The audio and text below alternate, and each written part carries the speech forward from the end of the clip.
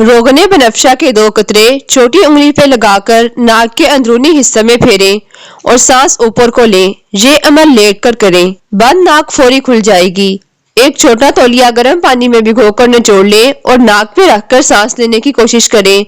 इससे बंद नाक फौरी खुल जाएगी। 5 अदद आलू बुखारे या 5 अदद मुरक्के 1 चाय वाले कप पानी में उबाल लें और गर्म कहवे के तौर पर पिएं। नाक खुल जाएगी।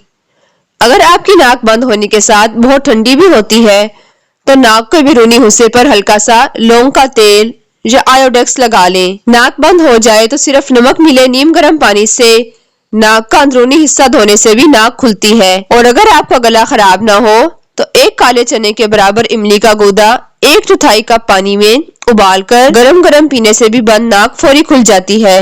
अपनी छोटी उंगली में हल्की सी विक्स लगाकर नाक के अंदरूनी हिस्से में हर तरफ फेरें। बंद नाक फौरी खुल जाएगी।